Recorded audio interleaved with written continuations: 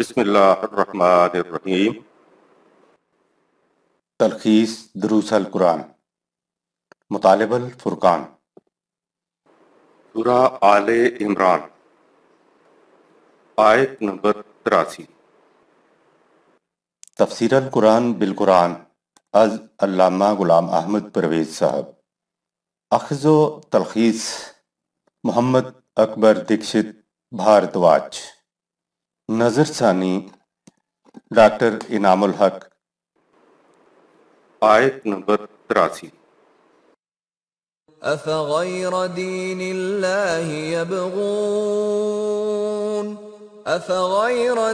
الله يبغون وله أسلم من في السماوات والأرض طوعا وكرها وإليه يرجعون۔ کیا یہ لوگ دین اللہ کی بجائے کسی اور دین کے طالب ہیں؟ حالانکہ کائنات کی پستیوں اور بلندیوں میں ہر شے تون و کرہن یعنی لازمی طور پر خدا کے قوانین کی اطاعت کرنے کے لیے اسی کے قانون کے محور کے گرد گردش کرنے پر مجبور ہیں۔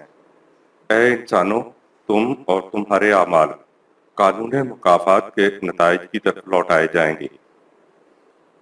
تون ایسی اطاعت جو دل کی رضامندی سے کی جائے، اور کرہن ایسی فرمانبرداری جس پر دل تو رضامند نہ ہو مگر بامر مجبوری اطاعت کی جائے۔ اشیاء کائنات فرما پذیری تون کر رہی ہیں۔ انسان چونکہ صاحب اختیار و ارادہ ہے، اگر قوانین خدابندی کی تون اطاعت کی جائے تو بہتر نتائج قانون مکافات برآمد کر دے گا، اور اگر اطاعت کوئی مذہبی گروہ کرہن کرائے گا تو قانون مکافات کرہن اطاعت کا نتیجہ زیرو برآمد کر دے گا۔ تون اور کرہن دونوں الفاظ اکٹھے آئیں تو محاورہ بن جاتا ہے جس کے معنی ہے لازمی طور پر۔ کائنات کی ہر شے قانون خدابندی کے اطاعت تون یعنی مطیب خاطر کر رہی ہے۔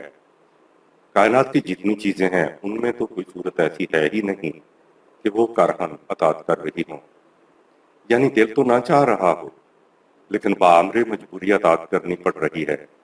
یہاں قرآن نے من کہا ہے، یہاں من فی السماوات والارض سورہ 3 آیت 83 ہے۔ عربی زبان میں من کے اندر بے جان اور جاندار انسان اور غیر انسان دونوں آ جاتے ہیں۔ جہاں قرآن نے ما کہا ہے وہاں یہ ہے کہ سبح للہ ما فی السماوات والارض۔ وہ کرہن قوانین خدابندی کے سامنے سر تسلیم کم نہیں ہے، بلکہ یسجد للہ ما فی السماوات والارض، کائنات کی ہر شے قوانین خدابندی کے سامنے بخوشی سر تسلیم خم ہے۔ اور یہاں کہا ہے اسلم من فی السماوات والارض تون وکرہن سورہ 3 آیت 83۔ کائنات کی ہر شے لازمی طور پر اور بطیب خاطر قوانین خدابندی کی اطاعت کر رہی ہیں، یعنی ایسا نہیں ہے کہ اندر سے وہ بڑبڑاتے چلے جا رہے ہیں اور خارج میں اطاعت کر رہے ہیں، یہ صورت نہیں ہے۔ ایک دوسرے مقام پہ ہے فقال لها وللأرض ائتيا طوعا أو كرها۔ سورہ 41 آیت نمبر 11۔ بات سمجھانے کے لیے کہا کائنات سے ہم نے کہا کہ تمہیں ان قوانین کی اطاعت کرنی ہوگی، تون کرو یا کرہن کرو، تمہیں یہ اطاعت کرنی ہوگی۔ قالتا أتينا طائعين۔ سورہ 41 آیت نمبر 11۔ کائنات نے کہا کرہن کیوں ہمارے آقا، ہم تو بطیب خاطر اطاعت کریں گے۔ تو نظر آیا کہ سماوات اور عرض کے اندر جو خارجی کائنات ہے اسے اختیار و ارادہ نہیں دیا گیا ہے، انہیں بنایا ہی ایسا ہے کہ وہ بخوشی خدا کے قوانین کی اطاعت کریں۔ قرآن کہتا ہے کہ کائنات اطاعت تون یعنی بطیب خاطر کر رہی ہے۔ اطاعت کہتے ہی اس کو ہیں جو تون کی جائے، دل کی فرما برداری سے کی جائے۔ اس میں یہ چیز نہیں ہے کہ کائنات مرتے تھرتے بامر مجبوری اطاعت کر رہی ہے، نہیں، کائنات بطیب خاطر خوشی خوشی تون لازمی طور پر اطاعت کر رہی ہے۔ آہستہ آہستہ زمانے کے تقاضے انسان کو قرآنی حقائق کی طرف لاتے چلے جائیں گے۔ انسانوں کی دو کیٹیگریز ہیں۔ قرآن کریم نے کہا ألم تر أن الله أنزل من السماء ماء فتصبح الأرض۔ سورہ 22 آیت 63۔ دیکھیے یہاں من آیا ہے کہ کیا تم نے نہیں دیکھا کہ کائنات کی ہر شے بشمول انسان خدا کے قوانین کے سامنے سجدہ ریز ہیں۔ اسی صورت میں پہلے ہے والشمس والقمر والنجوم والجبال والشجر والدواب. سورہ 22 آیت نمبر 18۔ یہ تمام چیزیں سب کی سب اطاعت کر رہی ہیں، کسی کو مجال انکار یا سرکشی نہیں ہے، یہ تمام خدا کے قوانین کے مطابق خوشی خوشی چل رہی ہے۔ تمام کے متعلق یہاں لفظ من ہے جس میں انسان بھی شامل ہے۔ آگے ہے وَكَثِيرٌ حَقَّ عَلَيْهِ الْعَذَابُ سورہ 22 آیت نمبر 18۔ اور لوگوں میں سے اکثر یعنی پورے کے پورے انسان نہیں کہا گیا۔ وَكَثِيرٌ حَقَّ عَلَيْهِ الْعَذَابُ سورہ 22 آیت 18۔ اور کثیر تعداد میں لوگ ایسے بھی ہیں جو سرکشی کرتے ہیں، قانون کے مطابق نہیں چلتے اور اس کی سزا بھگتتے ہیں۔ اب انسان دو کیٹیگریز کے اندر تقسیم ہو گیا، یعنی کچھ تو وہ ہیں جو توان خوشی خوشی قوانین خدابندی کی اطاعت کرتے ہیں، قلب اور دماغ کی کامل رضامندی سے خدا کے قوانین کی صداقتوں کو تسلیم کرتے ہیں، پھر بطیب خاطر ان کی اطاعت کرتے ہیں۔ یہ جماعت مومنین ہے۔ یہ تو ہو گئے وہ جو توان خوشی خوشی قوانین خدابندی کی اطاعت اختیار کرتے ہیں، لیکن وہ کون لوگ ہیں جو کارہن یعنی بامر مجبوری قوانین خدابندی کی اطاعت اختیار کرتے ہیں؟ وہ لوگ ہیں جن کو زمانے کے تقاضے مار پار کر قوانین خدابندی کی طرف لے آتے ہیں۔ مثلا انسانوں کے لیے لعنت ملوکیت کو خیر بات کہہ دیا گیا ہے۔ دیکھتے ہیں کہ جمہوریت یعنی سرمایہ داری سے کب انسان چھٹکارا پاتا ہے۔ قرآن اپنی کوئی بات جبرن نہیں منواتا، وہ صحیح راستہ بتا کر انسانوں کو آزاد چھوڑ دیتا ہے۔ آخر کار زمانے کے بدلتے تقاضوں سے مجبور ہو کر انسان کے فہم بلند ہونے کے ساتھ ساتھ یہ قرآنی تعلیم کی طرف بڑھ رہا ہے۔ ملوکیت سے جمہوریت کی طرف انسان بامر مجبوری یعنی زمانے کے تقاضوں کے تھپیڑے کھا کھا کر آیا ہے۔ قرآن نے جمہوریت یعنی نظام سرمایہ داری کے لیے بھی کہا کہ یہ باطل ہے، ابلیسی نظام ہے۔ آج غور کریں تو نظر آ جائے گا کہ زمانے کے تقاضے تھپیڑے مار مار کر ساری دنیا کو آہستہ آہستہ قرآنی نظام کی طرف لا رہے ہیں۔ لگتا ایسا ہے کہ سب سے آخر میں ہم مسلمانوں کو زمانے کے تقاضے پیٹ پیٹ کے مار مار کے اس طرف لائیں گے۔ قرآن نے کہا وَلَقَدْ كَرَّمْنَا بَنِي آدَمَ، ہر انسانی بچہ یکساں طور پر واجب التکریم ہے۔ تو دیکھ لیں ساری دنیا میں غلامی کو پسند نہیں کیا جاتا۔ دنیا کے کافروں نے تو غلامی مٹانے کے لیے UN کے چارٹر کو خوشی خوشی قبول کر لیا، لیکن سعودی حکومت نے یہ کہہ کر انکار کر دیا تھا کہ یہ اسلام میں مداخلت ہے، لیکن دوسری جنریشن نے کرہن اس کو تسلیم کر کے دستخط کیے۔ توون نہیں مانو گے تو زمانے کے تقاضے مار مار کے تم سے منوا لیں گے۔ یہ ہے وَإِلَیْهِ یرجعون سورہ 3 آیت 83۔ تمہیں زبردستی حق کی طرف پلٹایا جائے گا، یعنی زمانے کے تقاضے تمہیں مجبور کر دیں گے کہ تم حق کو تسلیم کرو۔ خود نہیں کا آؤ گے تو یرجعون لوٹا کر لائے جاؤ گے حق کی طرف یا اعمال کے نتائج کی طرف۔ عقل مند جو چیز اختیار کرتا ہے بیوقوف کو بھی وہ اختیار کرنی پڑتی ہے، لیکن بہت سے جوتے کھانے کے بعد۔ آیت نمبر 84۔ قل آمنا بالله وما أنزل علينا وما أنزل على إبراهيم وإسماعيل وإسحاق ويعقوب والأسباط وما أوتي موسى وعيسى والنبيون من ربهم لا نفرق بين أحد منهم ونحن له مسلمون۔ تم ان سے کہہ دو کہ ہم تو نظام خدابندی اور جو کچھ ہم پر وہی بذریعہ نبی نازل ہوا ہے اور اس تعلیم پر بھی جو ابراہیم، اسماعیل، اسحاق، یعقوب اور ان کی اولاد پر نازل کی گئی، اور اس تعلیم پر بھی جو ابراہیم علیہ السلام، اسماعیل علیہ السلام، اسحاق علیہ السلام، یعقوب علیہ السلام اور ان کی اولاد پر نازل کی گئی، اور اس تعلیم پر بھی جو موسیٰ علیہ السلام اور عیسیٰ علیہ السلام اور دوسرے انبیاء کو ان کے رب کی جانب سے دی گئی پر ایمان لائے ہوئے ہیں۔ سب پیغمبروں کی تعلیم اساساً و بنیاداً ایک ہی ہے، اور ہم ان انبیاء میں سے کسی کے درمیان تفریق نہیں کرتے۔ اور اسی خدا کے ہم فرمانبردار ہیں۔ آیت نمبر 85۔ ومن يبتغ غير الإسلام دينا فلن يقبل منه وهو في الآخرة من الخاسرين۔ جو اسلام کے سوا کسی اور دین کا طالب بنے گا تو اس کے دین کا میزان خداوندی میں کوئی وزن نہ ہوگا۔ دوسرے دین کے طالبوں کو مفاد عاجلہ تو شاید حاصل ہو سکے، لیکن مستقبل میں وہ سخت نقصان میں ہوں گے۔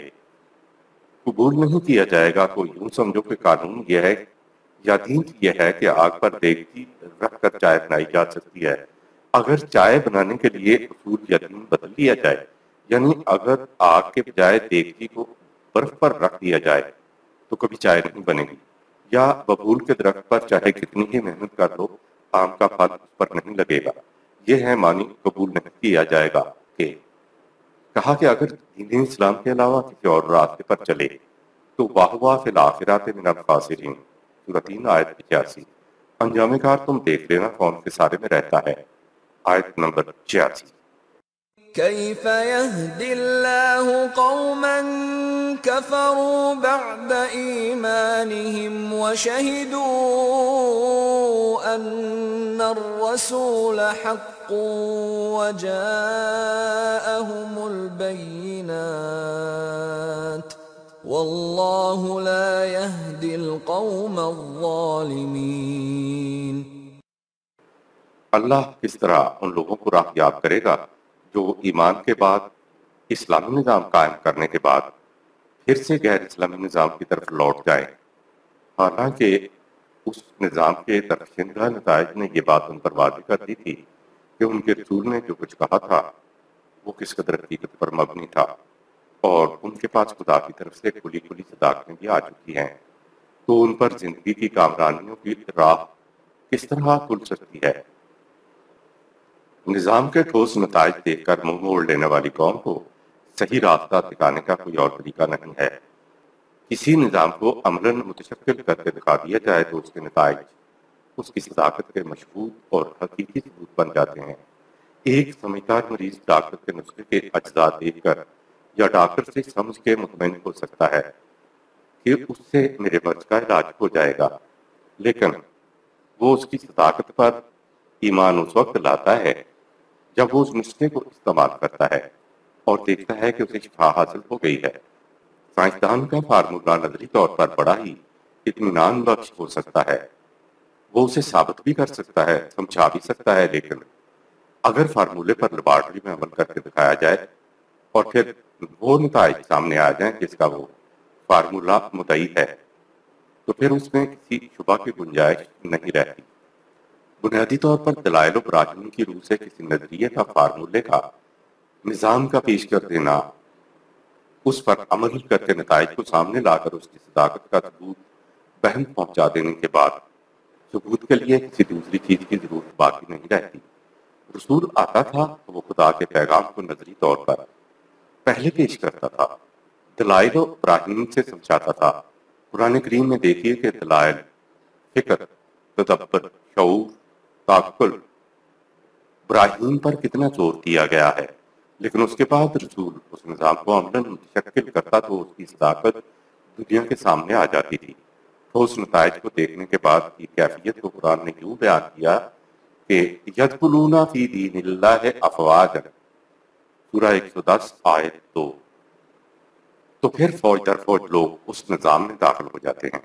نتائج کو دیکھ کر ایمان لایا جائے تو پھر وہ غیر متزلزل اور بڑا ہی مستحکم ہوتا ہے، لیکن اگر کوئی قوم کسی نظام کو پہلے نظری طور پر دلائل و براہین کی روح سے سمجھے، پھر وہ نظام کو عملاً متشکل کرے اور اس کے درخشندہ، زندہ، پائیدہ نتائج محسوس شکل میں سامنے آ جائیں، اور وہ قوم نتائج کا مشاہدہ کر لینے کے بعد اس نظام سے منہ موڑ کر دوسرا نظام اختیار کر لے، تو قرآن نے ان کی کیفیت کو یوں بیان کیا، کیف یہدی اللہ قوما کفروا بعد ایمانہم وشہدوا ان الرسول حق وجاءہم البینات، سورہ 3 آیت 86۔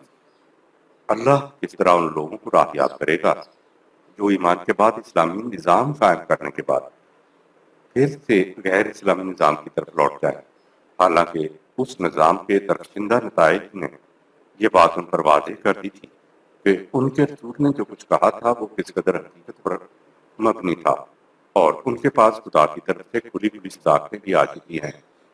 مسلمان نامی قوم آج لقوم الظالمین ہے، واللہ لا یہدی القوم الظالمین، سورۃ 3 آیت 86۔ ظلم کے معنی عربی زبان میں یہ ہیں کہ جو شے جس مقام پہ ہونی چاہیے اسے اس مقام پہ نہ رکھا جائے۔ یہاں ظالمین مسلمان قوم کو کہا ہے۔ یہ قوم اعتقاداً خدا کو مان رہی ہے، رسول کو مان رہی ہے، کتاب کو مان رہی ہے، دین کو مان رہی ہے، لیکن ان میں سے کسی کو اس کے صحیح مقام پہ نہیں رکھا ہوا ہے۔ خدا جس نے کائنات سے ہم آہنگ ایک نظام دیا، ایک ضابطۂ قوانین دیا، وہ صرف پرستش کی شے بن کر رہ گیا ہے۔ دین کے اجزاء و ارکان کی ادائیگی ہو رہی ہے، حج بھی ہو رہا ہے، زکاتیں بھی دے رہے ہیں، نمازیں بھی پڑھی جا رہی ہیں، مشقت سے روزے بھی رکھ رہے ہیں، لیکن کوئی شے اپنے مقام پہ نہیں ہے۔ مقام تو ان کا دین کے نظام کے اندر تھا۔ ایک گھڑی کے پرزوں کو آپ گھڑی کے نظام سے نکال کر میز کے اوپر رکھ دیں تو پرزے ٹھیک ہوتے ہوئے بھی کوئی نتیجہ برآمد نہیں کریں گے، اس لیے کہ پرزے اپنے اپنے مقام پہ نہیں ہیں۔ اسے ظلم کہا جاتا ہے۔ ہم روز وعظوں میں، خطبوں میں سنتے ہیں کہ رسول اللہ صلی اللہ علیہ وسلم نے اور خلفائے راشدین نے ایک نظام قائم کیا اور اس کے فلاں فلاں نتائج نکلے، تو اس سے بڑھ کر قرآنی نظام کی شہادت اور کیا ہوگی؟ مسلمان نظام خداوندی کے نتائج کے منکر نہیں ہیں۔ یہ قوم قرآنی نظام کے خوشگوار نتائج کی شہادت دے رہی ہے۔ قرآنی نظام اور اس کے نتائج ہمارے لیے نئے نہیں ہیں، ساری دنیا شہادت دے رہی ہے کہ ان الرسول حق، سورۃ 3 آیت 86۔ رسول نے جو کہا، اس کی تعلیم نے جو دعاوی کیے وہ حق تھا، لیکن اس نے دین کو مذہب میں تبدیل کر کے اپنے آپ کو القوم الظالمین، سورۃ 3 آیت 86 میں شمار کر لیا ہے۔ آیت نمبر 87۔ أولئك جزاؤهم أن عليهم لعنة الله والملائكة والناس أجمعين۔ نظام اسلام سے سرکشی کی سزا ان لوگوں کی یہ ہے کہ وہ نظام خداوندی کے خوشگوار ثمرات، کائناتی قوتوں کی تائید و نصرت اور انسانوں کی دلجوئی اور تعاون سے محروم رہ جائیں گے۔ لعنت کے معنی ہے خوشگواریوں سے محروم ہو جانا، فرما نصیبی ہو جانا، محروم ہو جانا، دور ہو جانا۔ ظالم یعنی دین سے منہ موڑنے والی قوم کی محرومیوں کی کیفیت۔ ظالم قوم کی عملی روش کا پہلا نتیجہ لعنت اللہ ہے، یعنی ایسی قوم جسے قوانین خداوندی نے، نظام خداوندی نے جو خوشگوار نتائج دینے تھے، یہ اس سے محروم ہو جاتی ہے، دور ہو جاتی ہے، اس پر فرما نصیبی چھا جاتی ہے۔ یہ اللہ کی لعنت ہے۔ ملائکہ کے معنی فطرت کی قوتیں ہیں۔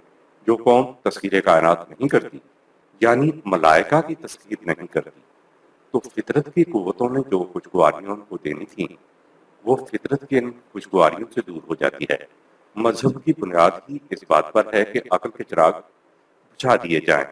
اگر کوئی قوم بسبیل تنزل خالص عقل کی روح سے کام لے تو کم از کم فطرت کی قوتوں کی تسخیر سے اس کی دنیاوی زندگی تو آسودہ ہو جاتی ہے، لیکن مذہب میں عقل سے کام نہیں لیا جاتا۔ تاریخ اس بات کی شہادت دیتی ہے کہ مذہب پرست قومیں فطرت کی قوتوں کو کبھی مسخر نہیں کر سکیں۔ یہ ملائکہ کی لعنت ہے۔ جو قوم نظام خداوندی کے تحت زندگی بسر کرتی ہے تو انسانوں کے اندر ایک دوسرے سے تعاون کا جذبہ پیدا ہوتا ہے۔ انسانوں سے تعاون کے فوائد ظاہر ہیں، لیکن جو قوم قوانین خداوندی سے منہ موڑ لے تو وہ انسانوں کے تعاون سے بھی محروم ہو جاتی ہے۔ مذہب پرست طبقہ کو عقلی طور پر سمجھایا جائے تو ان کی طرف سے جواب ہوتا ہے کہ شریعت کے معاملے میں عقل کو دخل نہیں ہوتا۔ جب عقل کو دخل نہ رہے تو فطرت کی قوتوں کو مسخر نہیں کیا جا سکتا، اور جب کیفیت یہ ہو کہ نہ تو قوم قوانین خداوندی کے مطابق زندگی بسر کرے اور نہ کائناتی قوتوں کو مسخر کرے، تو دنیا کی ذلیل ترین قوم وہ ہو جائے گی، دوسروں سے بھیک کے ٹکڑے مانگ کر کھائے گی۔ والناس اجمعین، سورۃ 3 آیت 87۔ یعنی انسانوں کی طرف سے لعنت ہے۔ قرآن کہہ رہا ہے کہ پھر اس قوم کی یہ کیفیت ہو جاتی ہے۔ جزاؤہم سورہ 3 آیت 87، یہ ان کی جزا ہے۔ پھر یہ قوم بیٹھی دعائیں مانگتی ہے۔ قرآن کہتا ہے کیفا یہدی اللہ سورہ 3 آیت 86، خدا اسی قوم کو کیسے ہدایت دے سکتا ہے؟ اپنی روش میں تبدیلی نہیں لاتے اور چاہتے ہیں کہ یہ مصیبتیں دور ہو جائیں، نہیں ہو سکتی۔ آیت نمبر 88، خالدین فیہا لا یخفف عنہم العذاب ولا هم ینظرون۔ وہ استواء حالی اور ذلت اور رسوائی میں ہمیشہ رہیں گے، نہ ان کا عذاب ہلکا کیا جائے گا اور نہ ہی ان کو مزید مہلت دی جائے گی۔ دنیا و آخرت میں نتائج ان کے سامنے آ جائیں گے۔ دین کو مذہب میں تبدیل کر دینا بد پرہیزی ہے، مزید بد پرہیزی کرنے سے افاقہ نہیں ہو سکتا۔ مذہب پرست قوم کے بارے میں کہا خالدین فیہا سورہ 3 آیت 88، اسی کے اندر رہتے چلے جائیں گے، مذہبی روش پر اور زیادہ زور دیتے چلے جائیں گے۔ ایسی قوم پر جب کوئی مصیبت آتی ہے تو کہتی ہے کہ یہ ہمارے اسلام کو چھوڑ دینے کا نتیجہ ہے۔ اسلام چھوڑ دینے سے ان کی مراد یہی نماز روزے یعنی مذہبی رسومات ادا کرنا چھوڑنا ہوتا ہے۔ لوگوں کو نصیحت کی جاتی ہے کہ مذہبی رسومات کو اور شدت کے ساتھ بچا لاؤ تاکہ مصیبتیں دور ہوں۔ مسلمانوں نے دین کو مذہب میں تبدیل کر کے بد پرہیزی کی ہوئی ہے اور مذہبی پیشوا مشورہ دیے چلے جاتے ہیں کہ مذہب کی رسومات کو مزید شدت کے ساتھ ادا کرو، یعنی جس بد پرہیزی سے مرض لاحق ہوا ہے اس بد پرہیزی کو مزید کرتے چلے جاؤ۔ ارے بابا، دین کی رسومات دین کے اندر رہتے ہوئے ادا کی جائیں تو ان کا محسوس نتیجہ سب کے سامنے آ جاتا ہے۔ دین کو مذہب بنا کر دین کی رسومات کا کوئی فائدہ 1000 سال سے سامنے نہیں آیا۔ ایسے لوگوں کے لیے کہا لا یخفف عنہم العذاب سورہ 3 آیت 88، ان کے عذاب میں تخفیف نہیں ہوگی۔ مرض میں تخفیف تو اس وقت ہو جب آپ بد پرہیزی ترک کر دیں اور پھر صحیح نسخہ استعمال کریں، لیکن جب بد پرہیزی جاری ہو تو پھر عذاب میں تخفیف کیسے ہوگی؟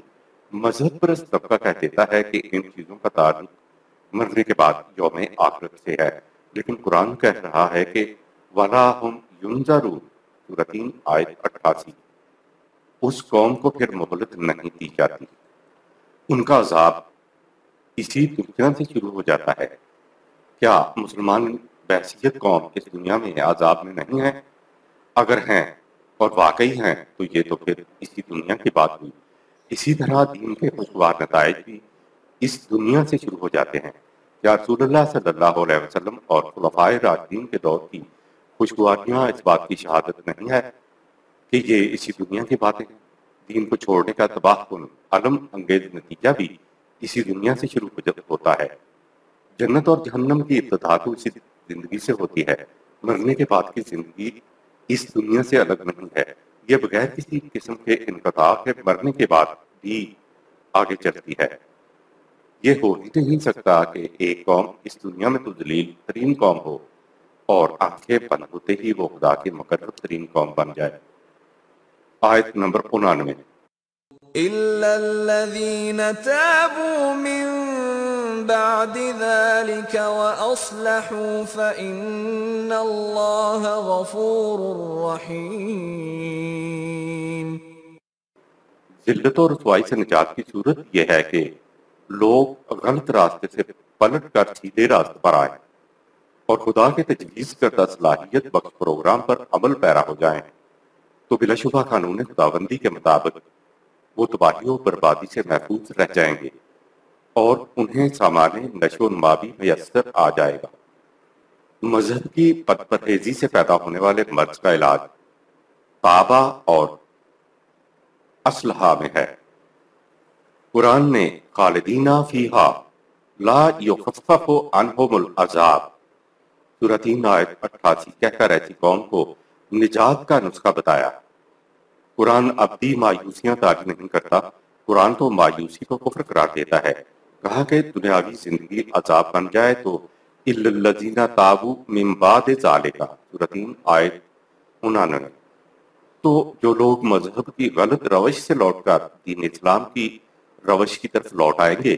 تابہ کے معنی ہیں کہ جہاں سے غلط راستے پر پاؤں پڑا، احساس ہوتے ہی اسی مقام پر واپس لوٹنے کو عربی زبان میں تابع کہتے ہیں۔ یہ ایک عمل ہے، کام ہے کرنے کا۔ غلط مقام پہ آپ کھڑے ہو کے یا اللہ میری توبہ کا وظیفہ کریں تو آپ صحیح منزل پر نہیں پہنچیں گے۔ صحیح منزل پر تو اسی وقت پہنچا جائے گا جب آپ جہاں سے قدم غلط راستے پر پڑا وہاں واپس لوٹیں۔ واپس لوٹنا ہی کافی نہیں ہے، کہا وَأَصْلَحُ سورہ 3 آیت 99، اور پھر صحیح راستے پہ چلو تاکہ تم منزل مقصود پر پہنچ جاؤ۔ اگر تم یہ کرو گے تو فَإِنَّ اللَّهَ غَفُورٌ رَحِيمٌ سورہ 3 آیت 99۔ غلط راستے پر چلنے سے جو نقصان ہوا تھا اس سے بھی حفاظت ہو جائے گی، اور منزل مقصود پر پہنچنے کے لیے تمہیں سامان نشو و نما اور سامان رحمت بھی ملے گا تاکہ تمہارا نقصان پورا ہو جائے۔ غلط راستے پر چلنے کا جو عذاب تھا وہ جزاؤہم سورہ 3 آیت 87 تھا، یعنی وہ تمہاری غلط روش کا نتیجہ تھا۔ اب اگر صحیح راستے پر چلنے سے جو خوشگواریاں تمہیں ملیں گی وہ بھی تمہاری ہی صحیح روش کا نتیجہ ہوگا۔ صحیح اور غلط سفر تو تم نے ہی اختیار کرنا ہے۔ آیت نمبر 90۔ إن الذين كفروا بعد إيمانهم ثم ازدادوا كفرا لن تقبل توبتهم وأولئك هم الضالون۔ بے شک جن لوگوں نے نظام اسلام قائم کرنے کے بعد کفر مذہب کی روش اختیار کی اور پھر اپنی اس روش میں بڑھتے ہی چلے گئے یہاں تک کہ موت سر پر سوار ہو گئی، تو ایسے وقت میں ان کی توبہ قبول نہ ہوگی۔ یہی دراصل راہ ہدایت سے منکردہ لوگ ہیں۔ بد پرہیزی کرنے والوں کی توبہ قبول نہیں ہوتی۔ اگر دین کو مذہب میں تبدیل کر دینے کے بعد کیفیت یہ ہو جائے کہ ان الذین کفروا بعد ایمانہم سورہ 3 آیت 90، جن لوگوں نے ایمان کے بعد یعنی دین کے بعد کفر یعنی مذہب کی راہیں اختیار کی، اس کے بعد ہے ثم ازدادوا کفرا سورہ 3 آیت 90، اور پھر کفر میں یعنی مذہب میں بڑھتے چلے گئے، تو ان کے لیے کہا لن تقبل توبتہم سورہ 3 آیت 90، ان کی توبہ قبول نہ ہوگی۔ کیوں توبہ قبول نہ ہوگی؟ اس لیے کہ وہ غلط راستے پر یعنی مذہب کے راستے پر کھڑے ہوئے توبہ کرتے رہے، اور غلط راستے یعنی مذہب کی اسٹیج سے توبہ کرتے ہوئے دین کی طرف نہ آئے اور بد پرہیزی جاری رکھی۔ کوئی مذہب فرقوں کے بغیر زندہ نہیں رہ سکتا، اور دین میں فرقے شرک ہیں سورہ 30 آیات 31-32۔ اس لیے ہم نے اس آیت میں کفر کے مروجہ ترجمہ کی بجائے مذہب کی غلط روش ترجمہ کیا ہے۔ شرک کفر ہے اور کفر شرک ہے۔ آیت نمبر 91۔ إن الذين كفروا وماتوا وهم كفار فلن يقبل من أحدهم ملء الأرض ذهبا ولو افتدى به أولئك لهم عذاب أليم وما لهم من ناصرين۔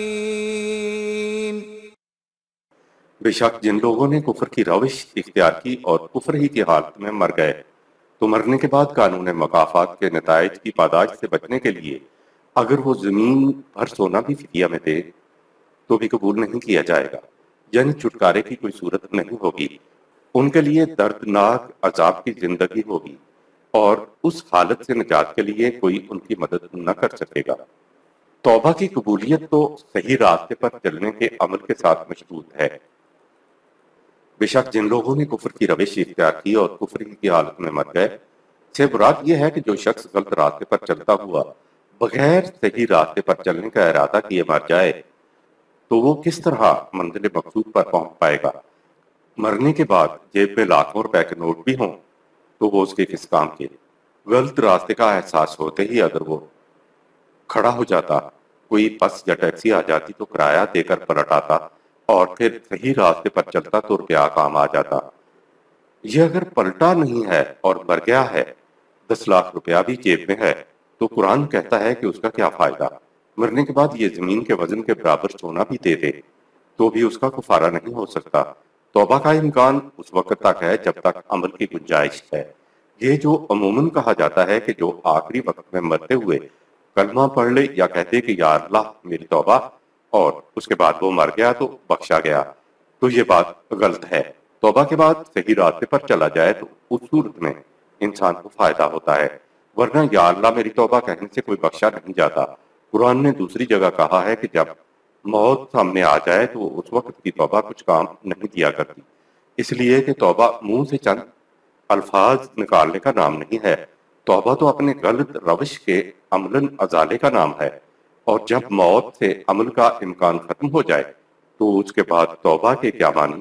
اس کے لیے کہا اولئک لہم العذاب، سورۃ 3 آیت 91۔ ان کے لیے بڑا درد انگیز عذاب ہے، اور وما لہم من ناصرین، سورۃ 3 آیت 91۔ ان کا پھر کوئی اس وقت مددگار بھی نہیں ہو سکتا۔ خود غلط راستے سے پلٹنے والے کے تو کئی مددگار ہو سکتے ہیں، کتنے ہی لوگ صحیح راستے کی طرف پلٹنے والے ہوں گے، دیکھیں گے کہ کمزور ہے، لڑکتا ہوا چلا آ رہا ہے، تو کوئی رحم کھا کر اپنے ساتھ سوار کر لے گا اور اس مقام پہ چھوڑ دے گا جہاں سے وہ صحیح منزل کی طرف آہستہ ہی صحیح چل سکے۔ لیکن غلط راستے پر جاتے ہوئے اگر موت آ گئی ہے تو غلط راستہ چلتے لوگ اس کی لاش کو اٹھا کے غلط منزل کی طرف آگے تو بڑھ سکتے ہیں، صحیح راستے کی طرف نہیں آ سکتے۔ لن تنالو، پارہ نمبر 4، آیت نمبر 92۔ لن تنالوا البر حتى تنفقوا مما تحبون وما تنفقوا من شيء فإن الله به عليم۔ تم زندگی کی کشاد اور وسعتوں کو اس وقت تک حاصل نہیں کر سکتے جب تک مال و دولت جن کو تم عزیز رکھتے ہو کو دبا بیٹھنے کی بجائے دوسروں کی نشو و نما کے لیے کھلا نہ رکھو، اور جو کچھ تم اس طرح ربوبیت عامہ کے لیے خرچ کرو گے خدا کو اس کا علم ہوگا۔ آہبا، اس لفظ سے اس آیت میں صرف مال و دولت مراد ہے، ورنہ تو آہبا کا دائرہ بڑا وسیع ہے۔ اس میں ماں باپ، بیٹے، بھائی، بیویاں اور دیگر اہل خاندان، مال و دولت، تجارت، مکانات اور یہاں تک کہ جان تک بھی اس میں شامل ہے۔ مذہب پرست قوموں کی بازآفرینی رسومات کی ادائیگی میں نہیں بلکہ نفاق فی سبیل اللہ میں ہے۔ لن تنالوا البر، سورۃ 3 آیت 92۔ کشاد کی راہ چاہتے ہو تو اس کے لیے نظام خداوندی کے اندر اپنی محنت کی کمائی کو دوسرے ضرورت مندوں کے لیے ضروریات پورا کرنے کے لیے خرچ کرنا ہوگا۔ یہ ہے کشاد کو حاصل کرنے کا طریقہ، جسے عرف عام میں نیکی کہا جاتا ہے۔ اس کے علاوہ کوئی دوسرا طریقہ نہیں ہے۔ ہم نماز، روزہ، حج، زکوٰۃ کی تنقید نہیں کر رہے ہیں، یہ تو اس مشین کے یعنی نظام خداوندی کے اہم پرزے ہیں۔ اگر ہم ان پرزوں کی قیمت کم کر دیں تو مشین دوبارہ کیسے بنے گی؟ تو حبونا کے معنی ہے کشش و جاذبیت۔ اس کو اس آیت کے اعتبار سے 2 حصوں میں تقسیم کیا جا سکتا ہے۔ ایک قسم کی کشش و جاذبیت تو یہ ہے کہ ضرورتاً آپ چیزیں لیتے ہیں، مثلاً کھانا کھانا، پانی پینا، ایک چھت، کپڑے، علاج، معالجہ، یہ آپ کی ضرورتیں ہیں۔ دوسری قسم کی کشش اور جاذبیت کی وہ ہے جس کے تحت آپ محض چیزوں کو ضرورت کے تحت نہیں سمیٹتے بلکہ بغیر ضرورت جمع کرنے کے ارادے سے سمیٹتے چلے جاتے ہیں۔ کہا کہ جب تک تم دوسری قسم کی کشش کے تحت جمع کردہ چیزوں کو دوسروں کی ضروریات کو پورا کرنے کے لیے نہیں کھلا رکھو گے تو تمہیں کشاد کی راہ نصیب نہیں ہو سکتی۔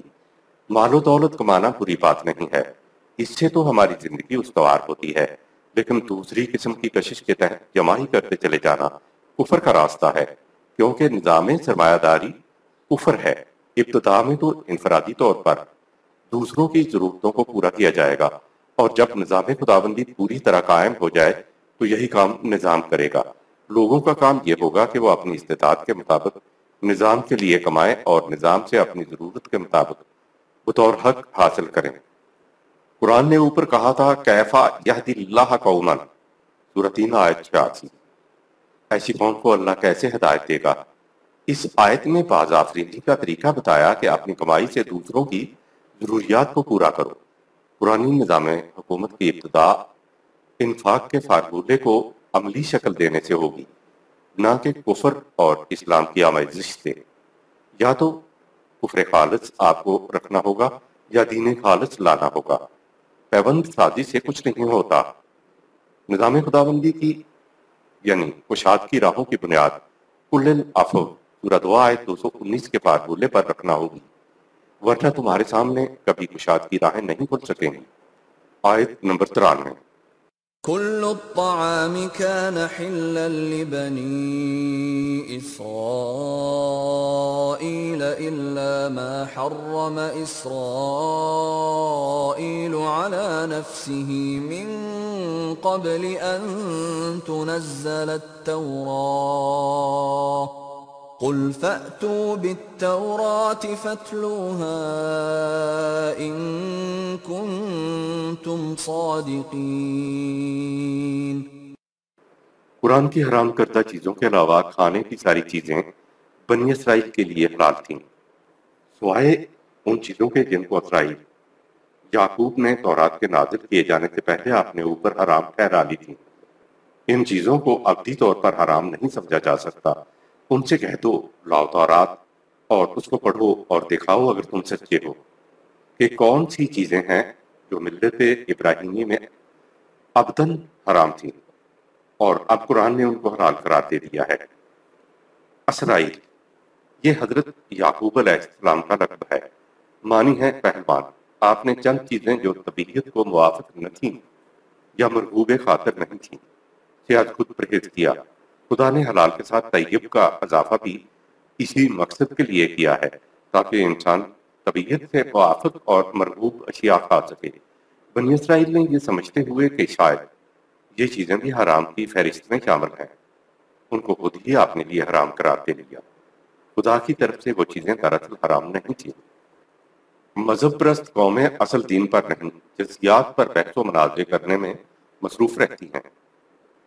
تاریخ ہمیں بتاتی ہے کہ جو قوم دین کو چھوڑ کے مذہب پہ آ جائے وہ پھر دین کو بڑی مشکل سے قبول کیا کرتی ہے۔ اس لیے اہل کتاب میں سے بہت کم ایمان لائے۔ مذہب پرست مطمئن ہوتے ہیں کہ وہ صحیح راستے پر ہیں۔ اہل کتاب کی طرف سے دین اللہ پر اعتراض دین کے اصولوں پر نہیں تھا بلکہ جزیات پر ہوتا تھا۔ ویسے بھی آپ دیکھیں گے جتنے آپ کے ہاں مذہبی فرقوں میں بحث اور مناظرے ہوں گے دین کی اصل کے متعلق نہیں ہوں گے۔ سارے مناظرے نماز میں آمین خفی یا بلند آواز سے کہنی چاہیے۔ التحیات میں اشہد ان لا الہ کہتے وقت انگلی اٹھانی چاہیے یا نہیں اٹھانی چاہیے؟ رسول اللہ صلی اللہ علیہ وسلم نور تھے یا بشر تھے؟ فلاں چیز حرام ہے یا حلال ہے اور فلاں چیز مباح ہے یا مکروہ ہے، وغیرہ وغیرہ۔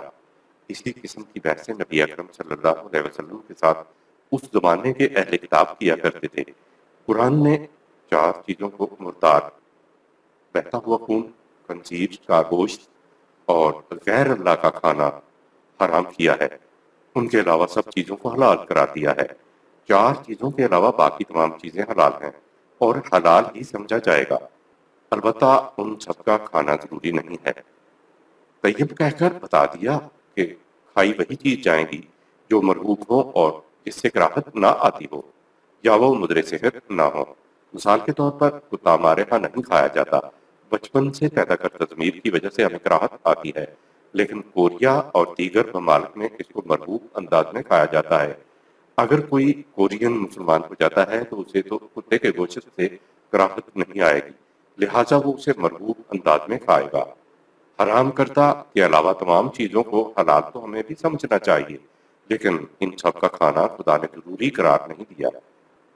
یہود اعتراض کیا کرتے تھے کہ اگر تم خدا کا دین پیش کر رہے ہو تو بتاؤ اونٹ ہمارے ہاں حرام ہے، تمہارے ہاں کیوں حلال ہے؟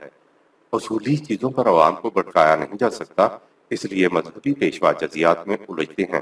مثلاً کوئی شخص کہے کہ رسول اللہ صلی اللہ علیہ وسلم بشر تھے تو آپ دیکھیں گے کہ لوگ مرنے مارنے کے لیے تیار ہو جائیں گے، یہود نے بھی یہی کہا کہ اگر یہ دین خدا کی طرف سے ہے تو ہمارے ہاں تو اونٹ حرام ہے، آپ کے ہاں اونٹ حلال کس طرح سے ہے؟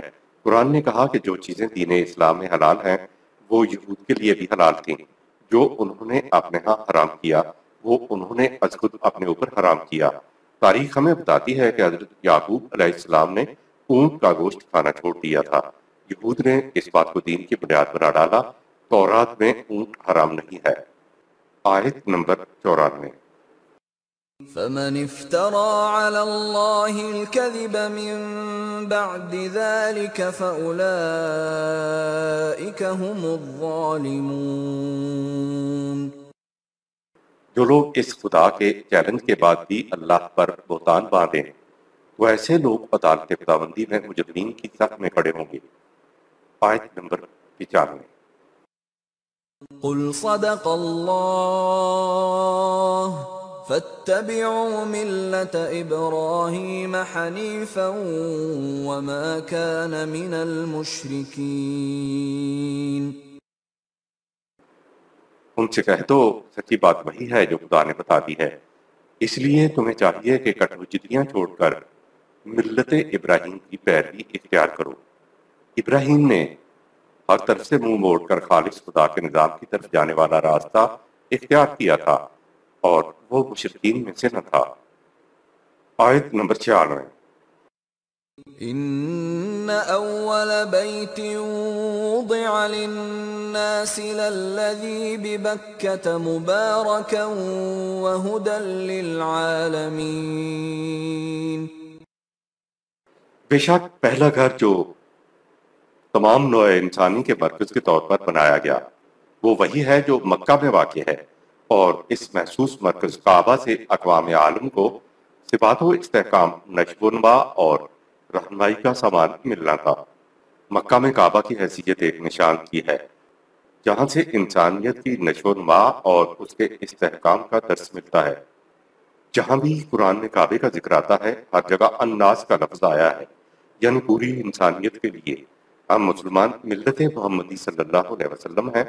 مسلمانوں کی حیثیت اس مقام کے اجتماعات کے انتظام کرنے کی ذمہ داری ہے، یعنی مسلمان کنوینر ہیں۔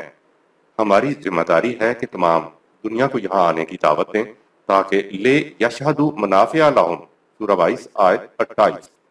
وہ خود آ کر دیکھ لیں کہ تمام نوع انسانی کے لیے یہاں کیا کچھ منافعت کے کام کیے جا رہے ہیں۔ مکہ ایک شہر کے علاوہ انسانیت کی اجتماعیت کا ایک نشان ہے۔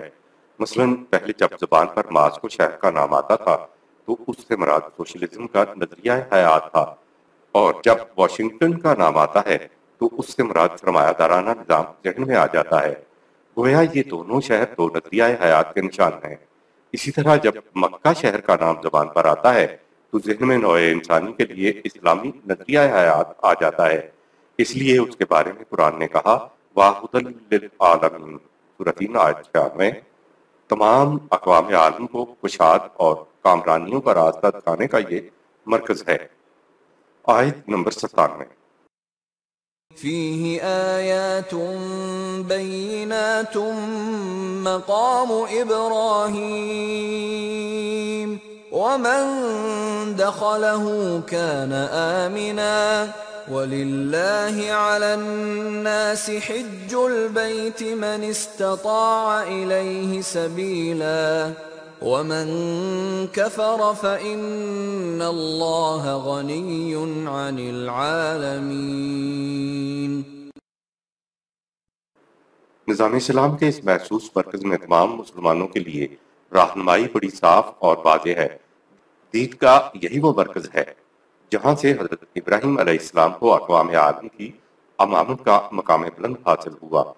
سورہ 2 آیات 124-125۔ اب جو شخص بھی اس مرکز کے نظام میں داخل ہو جائے اسے ہر طرف سے امن و سلامتی حاصل ہوگی، اور جو لوگ دین اسلام کے اس محسوس مرکز تک پہنچنے کی راہ پائیں وہ یہاں دیکھ لیں کہ نظام نوع انسانی کے لیے کس قدر منفعت بخش تدابیر کر رہا ہے۔ سورہ 22 آیت 28۔ بشرطے کہ ان کا اس مرکز میں جمع ہونا خالص نظام خداوندی کے لیے ہو، گروہ بندانہ مقاصد کے لیے نہ ہو۔ جو لوگ اس مرکز کے نظام کا انکار کریں گے وہ اپنا ہی نقصان کریں گے۔ خدا تو تمام اقوام عالم سے بے نیاز ہے۔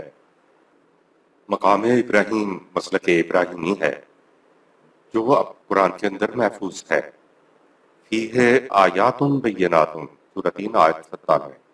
اس میں بڑی صاف اور واضح رہنمائی ہے۔ آپ سوچئے تو صحیح کہ مکے میں نہایت واضح دلائل کیا ہو سکتے ہیں۔ خود کعبہ بھی اینٹ اور پتھروں کی ایک عمارت ہے، اس میں بڑی صاف اور واضح رہنمائی ہو کیا سکتی ہے؟ بھلا کسی عمارت سے یا کسی شہر کے اندر سے کیا رہنمائی ملے گی؟ دراصل یہ مقام جس نظام کا مرکز ہے اس نظام کی طرف سے بڑی صاف اور واضح رہنمائی مل سکتی ہے۔ نظام کی تعلیم سے واضح نشانات، واضح علامات، واضح قوانین مل سکتے ہیں۔ کیا چیز وہاں تمہیں ملے گی؟ کہا وہاں تمہیں مقام ابراہیم سورہ 3 آیت 97 ملے گا، یعنی تمہیں ابراہیم علیہ السلام کا مسلک مقام ابراہیمی نظر آئے گا۔ مقام ابراہیمی کیا تھا؟ یہاں کہا کہ انسانیت کے لیے اس نے ایک مرکز قائم کیا تھا۔ ابراہیم علیہ السلام نے جا کا مشقتوں سے گزرنے کے بعد نظام خداوندی قائم کیا تھا۔ مقام ابراہیم حاصل کرنا ہے یعنی انسانوں کی امامت حاصل کرنی ہے، دنیا میں لیڈرشپ حاصل کرنی ہے تو مسلک ابراہیمی جو اب قرآن میں ہے کے مطابق ایک نظام قائم کرو اور اس کے تحت زندگی بسر کرو تو تم بھی دنیا کے امام بن جاؤ گے، تمہیں بھی لیڈرشپ مل جائے گی۔ حضرت ابراہیم علیہ السلام پوری نوع انسانی کا امام تھا۔ اس کی لیڈرشپ انسانوں کے کسی ایک قوم کے لیے نہیں، کسی گروہ یا نسل کے لیے نہیں، بلکہ اس کی لیڈرشپ پوری نوع انسانی کے لیے ہے۔ یہ ہے مقام ابراہیم کا مفہوم، لیکن مذہب نے کعبہ کے اندر ایک جگہ کو مقام ابراہیم قرار دے دیا ہوا ہے۔ آیت نمبر 98۔ قل يا أهل الكتاب لم تكفرون بآيات الله والله شهيد على ما تعملون۔ ان اہل کتاب سے کہو تم منافقت بخش نظام الہی کا کیوں انکار کرتے ہو؟ یاد رکھو جو کچھ تم کرتے ہو اس پر اللہ قرآن شاہد ہے کہ اس کا نتیجہ تمہارے سامنے آ کر رہے گا۔ قرآن حکیم کے سابقہ اقوام کے تاریخی واقعات کو بیان کرنے کا مقصد مذہبی ذہنیت کو واضح کرنا ہے۔ قرآن کریم اہل کتاب کا ذکر کرتا ہے تو اس سے مراد اس زمانے کے صرف یہودی اور نصارہ ہی نہیں ہے۔ اہل کتاب در حقیقت ایک خاص ذہنیت کا نام ہے، وہ چاہے جہاں بھی پائی جائے، جس مقام پہ بھی پائی جائے۔ ہمارے لیے قرآن کے یہ مقامات محض تاریخی شواہد نہیں ہیں، بلکہ یہ ہم مذہب پرستوں کی داستان ہے اور قرآن ہمیں ہی مخاطب کرتا ہے۔ خدا کی طرف سے دین آتا تھا اور جب دین کو مذہب میں تبدیل کر دیا جاتا تو مذہب کے سارے پیروکار اہل کتاب کے زمرہ میں شمار ہو جاتے ہیں، وہ کسی دور کے کسی زمانے کے کیوں نہ ہوں۔ وہ دین کو چھوڑ کر انسانوں کے خود ساختہ عقائد، نظریات، تصورات، مسلک اختیار کر لیتے ہیں۔ اس میں تکنیک یہ ہوتی ہے کہ انسانوں کی خود ساختہ چیزوں کو خدا کی طرف منسوب کر دیا جاتا ہے کہ یہ خدا کی طرف سے دیا ہوا دین ہے، شریعت ہے اور یہی اسلام ہے۔ مذہب اپنی اصلاحات کو ہمیشہ مبہم رکھتا ہے۔ مثلا شریعت کا یہ حکم ہے، کچھ متعین نہیں ہے کہ شریعت کہاں ہے، کس سے جا کے پوچھیں کون سی کتاب میں ہے جہاں سے معلوم ہو کہ واقعی یہ شریعت کا حکم ہے۔ یا کہہ دیا جاتا ہے کہ فلاں بات اسلام کی روح سے جائز نہیں ہے، یا فلاں بات اسلام کے حق میں نہیں ہے۔ اسلام کسی فرد کا نام نہیں ہے، شریعت کا حکم اسلام کے مطابق یا موافق کی سند قرآن کریم ہے، لیکن مذہب پرست اس کی طرف نہیں آتے۔ سند دی بھی جاتی ہے تو فقہ سے، احادیث سے یا کسی انسان امام کے حوالے کی روح سے دی جاتی ہے۔ یوں انسانوں کی رائے کو آسمانی مان کے مذہب پرست التباس حق و باطل کرتے ہیں۔ یہ حق اور باطل کو اس طرح گڑبڑ کرتے ہیں، اس طرح مخلوط کرتے ہیں کہ ایک سے دوسرا جدا ہی نہ ہو سکے، پہچانا ہی نہ جا سکے۔ حق کیا ہے اور باطل کیا ہے، اس کے بارے میں قرآن نے کہا یکتبون الکتاب بأیدیہم ثم یقولون ھذا من عند اللہ، اپنے ہاتھوں سے ایک بات لکھتے ہیں اور لوگوں سے کہتے ہیں کہ یہ خدا کا فرمان ہے، خدا کی شریعت حق کا ہے، یہی اسلام کہتا ہے۔ اہل کتاب کسی خاص گروہ کا نام نہیں ہے۔ جو قوم بھی دین کو مذہب میں تبدیل کر دے گی تو اس مذہب کے پیروکار سب اہل کتاب ہو جاتے ہیں۔ ہم مسلمان اپنے مروجہ اسلام مذہب کی روح سے ویسے ہی اہل کتاب ہیں جیسے کہ زمانہ نبی اکرم صلی اللہ علیہ وسلم میں مذہب یہود و نصارہ کے پیروکار اہل کتاب کہلاتے تھے۔ کیا اللہ کا حکم ہے اور کیا اللہ کے حکم کے خلاف ہے، اس کی شہادت قرآن ہی دے گا۔ لہٰذا قرآن جب اہل کتاب کا ذکر کرتا ہے تو یہ ذہن میں نہ رکھیے کہ یہ وہ تاریخی واقعات ہیں جو نبی اکرم صلی اللہ علیہ وسلم کے دور کے یہود و نصارہ کے متعلق ہیں۔ جہاں یہود و نصارہ مراد ہیں وہاں ان کی کسی خاص خصوصیت کا ذکر آئے گا، لیکن جہاں اہل کتاب کا ذکر ہوگا وہاں پھر ساری دنیا کے مذہب پرست لوگ مراد ہوں گے۔ گویا آج قرآن ہمیں مروجہ مذہبی مسلمانوں سے خطاب کر رہا ہے۔ اسے اس معنی میں لکھیے تو پھر آپ دیکھیں گے کہ یہ آیات ہمارے لیے کتنی عبرت انگیز اور سبق آموز ثابت ہوتی ہیں۔ اس آیت میں قرآن کہتا ہے کہ قل یا اہل الکتاب لما تکفرون، سورہ 3 آیت 98۔ اے مذہب کے پیروکارو، تم خدا کے قوانین سے انکار کیوں کرتے ہو؟ آج بھی ان اہل مذہب کے نزدیک سب سے بڑا جرم قرآن خالص کی طرف دعوت دینا ہے۔ اگر کہا جائے کہ خدا کی کتاب سے سند لاؤ تو منکر حدیث، منکر فقہ اور منکر امام کے فتوے لگائے جاتے ہیں۔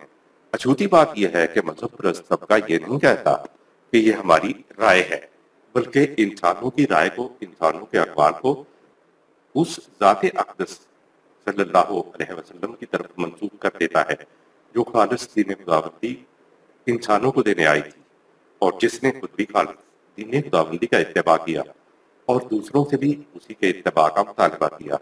قرآن نے رسول اللہ صلی اللہ علیہ وسلم کی زبان سے یہ کہلوایا کہ من لم یحکم بما انزل اللہ فاولئک ھم الکافرون، سورہ 5 آیت نمبر 44۔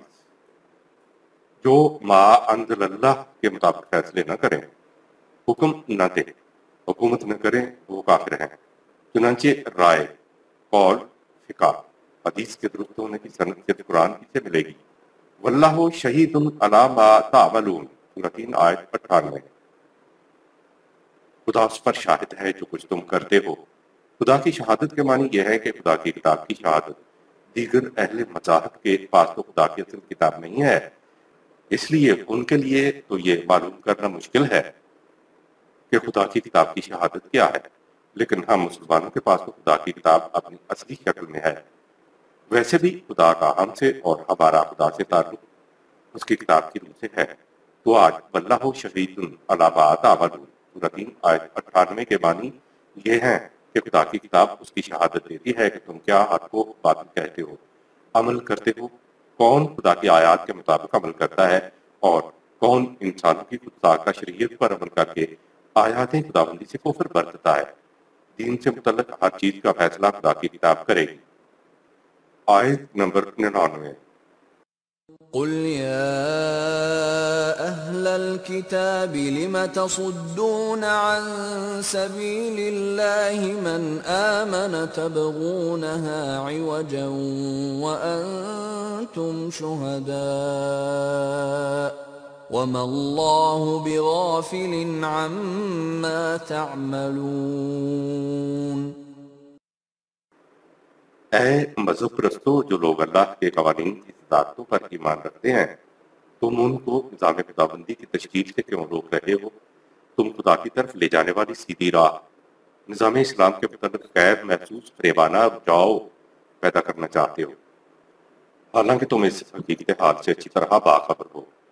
تم رجاؤ پیدا کر رہے ہو اور جو کچھ تم کر رہے ہو اللہ یعنی اللہ کا قانون مکافات اس سے بے خبر نہیں۔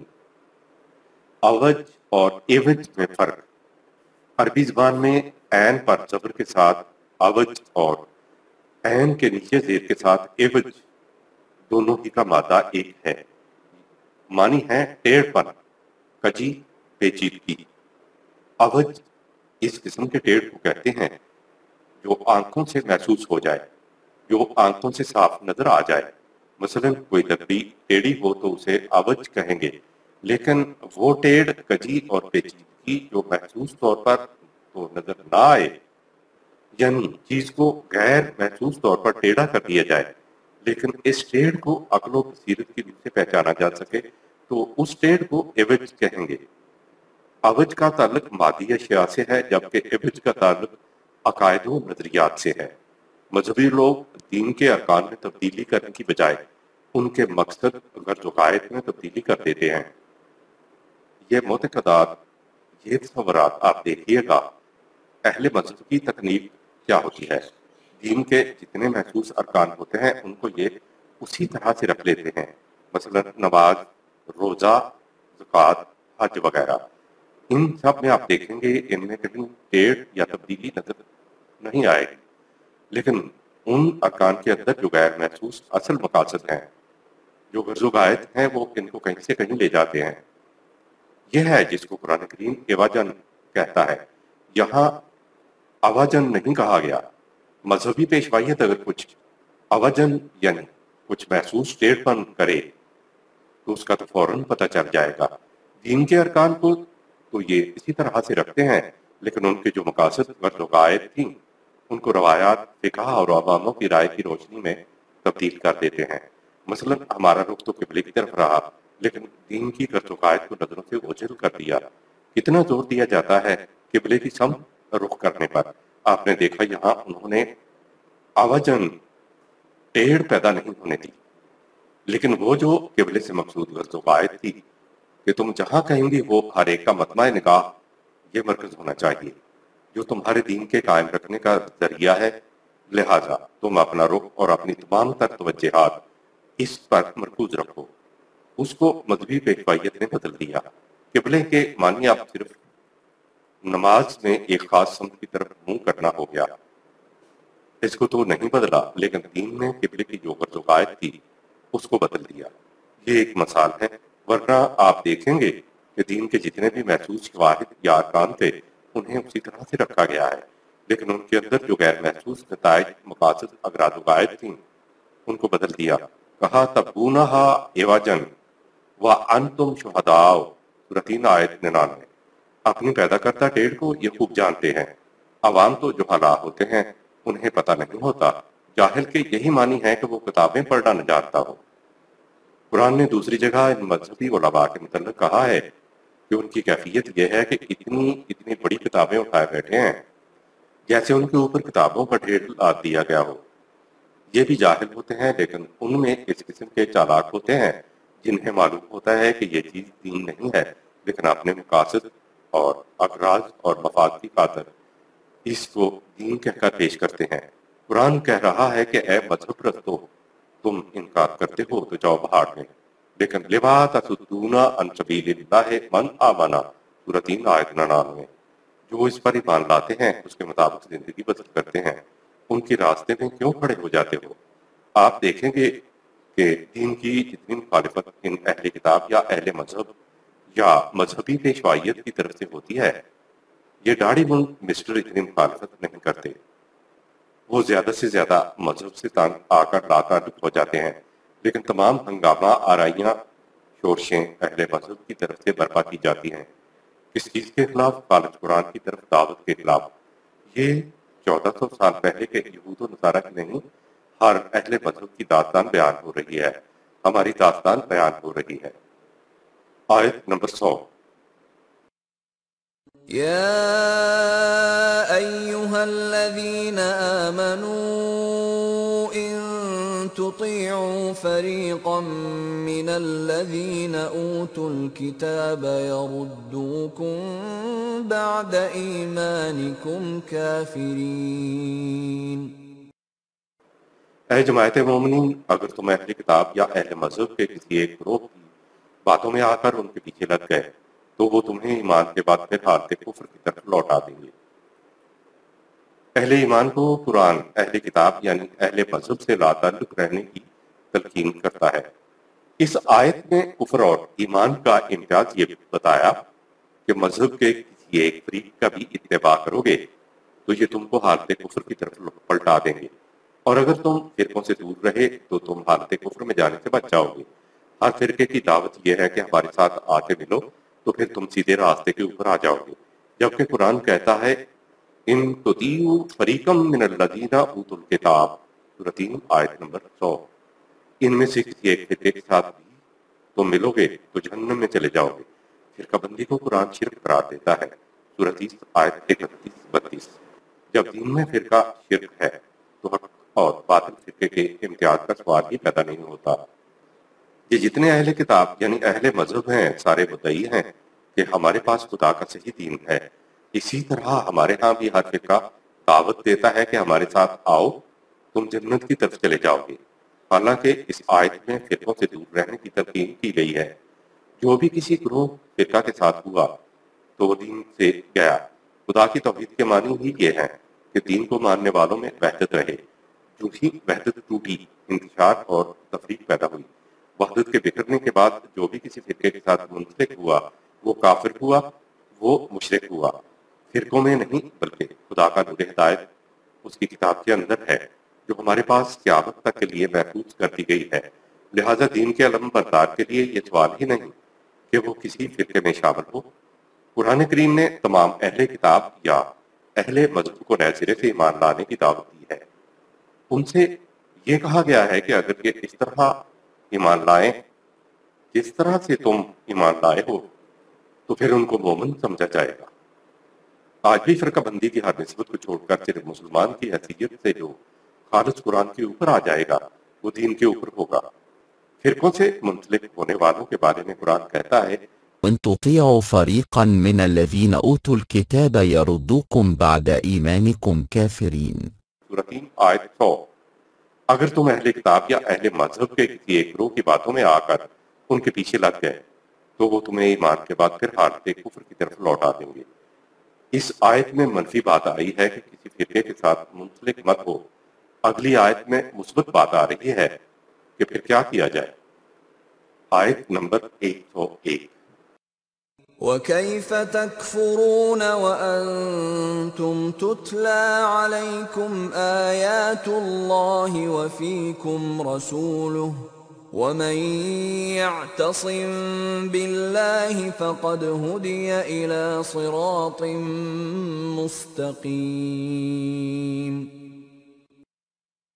اے جماعت مومنین، تم حالت کفر کی طرف کس طرح لوٹ سکتے ہو جبکہ اللہ کے قوانین تمہارے پاس موجود ہیں اور ان کی پیروی بھی ہو رہی ہے، اور ان قوانین کے نفاذ کے لیے تمہارے اندر ایک زندہ اتھارٹی کے طور پر اس کا رسول فیکم رسول بھی موجود ہے۔ یاد رکھو جس نے اس کتاب اور نظام خداوندی کے مرکز کو اطاعت کے لیے محکم طور پر تھام لیا تو یقیناً اسے زندگی کی سیدھی اور متوازن راہ کی طرف رہنمائی مل گئی۔ فیکم رسول کا مفہوم، محمد صلی اللہ علیہ وسلم کے بعد اب کوئی معبود من اللہ نہیں آئے گا۔ اب نظام خداوندی میں عوام میں صالح افراد زندہ لیڈر کے طور پر فیکم رسول کا فریضہ ادا کریں گے۔ نبوت خدا سے وحی حاصل کرنے کو نبوت کہتے ہیں، جس کا سلسلہ محمد صلی اللہ علیہ وسلم کے بعد اختتام کو پہنچا۔ رسالت خدا سے وحی کو حاصل کر کے انسانوں تک پہنچانے اور اس کے مطابق نظام خداوندی قائم کرنے اور اسے چلانے کے فریضہ کو رسالت کہتے ہیں۔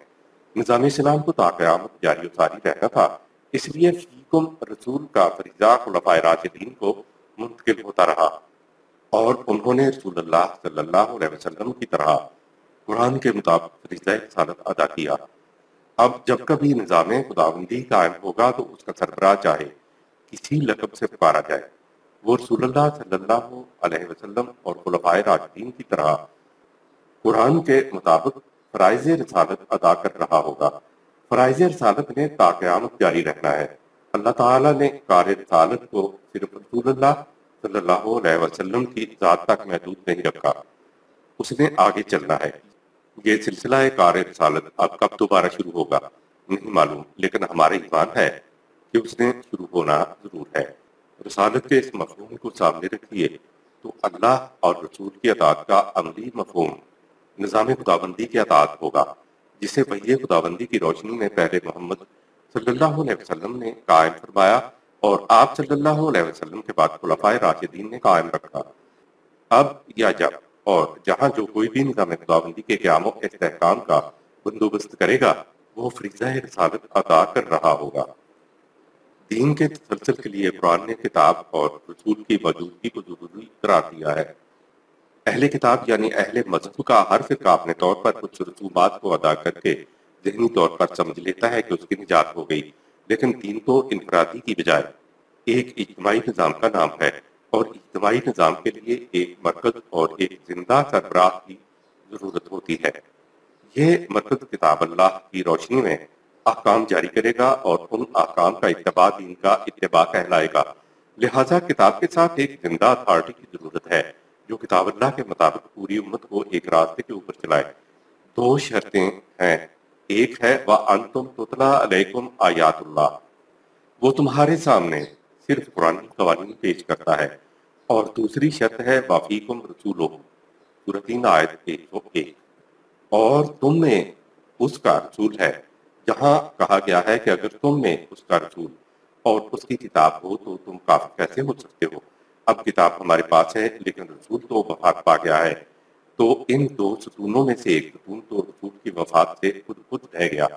قرآن نے ان دو چیزوں کو ضروری قرار دیا کہ تمہارے اندر ہوں تو تم کافر نہیں ہو سکو گے۔ ایک چیز رسول کی وفات سے ختم ہوگی تو پھر نظر بظاہر اسلام یا دین کا سوال باقی نہ رہا۔ یہ بڑی غور طلب بات ہے۔ آیت سے تو یہی معلوم ہو رہا ہے کہ جو دو چیزیں کتاب اور وفیکم رسولہ موجود ہیں تو لوگ کافر نہیں ہو سکیں گے۔ خدا کی کتاب اپنی اصل شکل میں ہمارے پاس موجود ہے۔ دوسری چیز وفیکم رسولہ سورۃ 3 آیت 101 کے بارے میں ہم دیکھتے ہیں کہ رسول کی وفات کے بعد یہ کیا چیز ہے۔ منصب نبوت تو یہ ہے کہ خدا کی طرف سے وحی کا پانا، صرف وحی وصول کرنے کی حد تک نبوت کا منصب ہے۔ اس وحی کو انسانوں تک پہنچانا اور اس کے مطابق ایک عملی نظام قائم کرنا منصب رسالت ہے۔ کہا وَأَنْتُمْ تُتْلَىٰ عَلَيْكُمْ آیات اللہ سورۃ 3 آیت 101۔ نبی نے وحی پالی اور اس نے رسول کی حیثیت سے آگے پہنچا دیا۔ اب اللہ کی آیات کے ساتھ رسول تمہارے اندر موجود ہے۔ رسول کے متعلق بتایا کہ وہ اس نظام کو عملاً قائم کرے گا۔ اب رسول یہ ہے کہ کیا فیکم رسولہ مراد بس رسول کی طبعی زندگی مقصود ہے، اور جب رسول وفات پا جائے تو پھر کیا ہوگا؟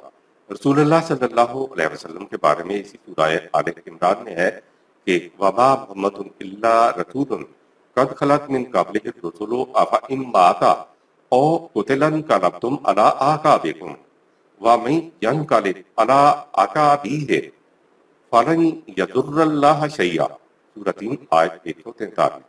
محمد بجز کی نیز کہ وہ اللہ کا رسول ہے، اس سے پہلے بھی رسول اپنے وقتوں میں آئے اور اپنا فریضہ ادا کر کے دنیا سے چلے گئے۔ اگر کل کو یہ رسول بھی مر جائے یا میدان جنگ میں شہید ہو جائے یا قتل کر دیا جائے تو کیا پھر تم یہ کہہ کے کہ رسول اب ہم میں موجود نہیں رہا تم حالت کفر کی طرف لوٹ جاؤ گے؟ جو اس طرح سے حالت کفر کی طرف لوٹ جائے گا خدا کا تو کچھ نہیں بگڑے گا، وہ اپنا ہی کچھ بگاڑے گا۔ یہی لفظ رسول اس آیت سورۃ 3 آیت 101 میں آ گیا ہے کہ تم میں رسول موجود ہے تو تم کافر کیسے ہو سکتے ہو، اور یہ آیت قیامت تک پڑھی جائے گی۔ وفیکم رسولہ کی عملی تفسیر حضرت ابوبکر صدیق رضی اللہ تعالیٰ عنہ نے قائم کی۔ نبی اکرم صلی اللہ علیہ وسلم کی وفات کے فوراً بعد حضرت ابوبکر صدیق رضی اللہ تعالیٰ عنہ نے قوم سے ایک اہم خطاب کیا جس سے معلوم ہوا کہ رسول کی طبعی فوج سے اس نظام یا اس دین کا کوئی نقصان نہیں ہوا۔ فیکم رسولہ کی عملی تفسیر میں ہمیں حضرت ابوبکر صدیق رضی اللہ تعالیٰ عنہ کے خطاب میں مل جاتی ہے۔ رسول اللہ صلی اللہ علیہ وسلم کی وفات سے امت کے ذہنوں میں ایک انتشار پیدا ہوا، ایک پریشانی پیدا ہوئی کہ حضور صلی اللہ علیہ وسلم کی ذات کے بعد اب کیا ہوگا۔ وفات کے چند ثانیہ کے بعد جب بحران مچا ہوا تھا تو امت میں سب سے بہتر رسول کے پیغام کو سمجھنے والے حضرت ابوبکر صدیق رضی اللہ تعالیٰ عنہ ممبر رسول اللہ صلی اللہ علیہ وسلم کے اوپر آئے اور کہا کہ تمہیں کیا ہو گیا ہے؟ تم کیا کمی محسوس کر رہے ہو؟ کون سی چیز ہے جس کی وجہ سے تم گھبرا رہے ہو کہ اب دین اپنی اصلی شکل میں نہیں رہے گا؟ انہوں نے کہا کہ کیا تم نے قرآن کی یہ آیت نہیں پڑھی وَمَا مُحَمَّدٌ إِلَّا رَسُولٌ سورۃ 3 آیت 143۔ ترجمہ اوپر آ چکا ہے۔ آیت پڑھنے کے بعد کہا یاد رکھو جو محمد صلی اللہ علیہ وسلم کی ذات کی محکومیت اختیار کیے ہوئے تھا وہ تو سمجھ لے کہ اس کا معبود آج مر گیا ہے، اور جو خدا کی محکومیت اختیار کیے ہوئے تھا تو اس کا معبود زندہ ہے، حی و قیوم ہے۔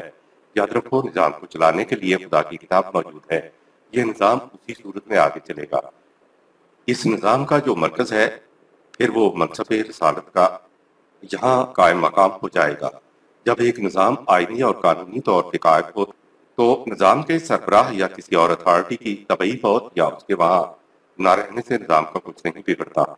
رسول اللہ صلی اللہ علیہ وسلم کے بعد جتنے بھی جانشین خلفاء آئے وہ رسالت کا فریضہ قرآن کی روح سے ادا کرتے رہے۔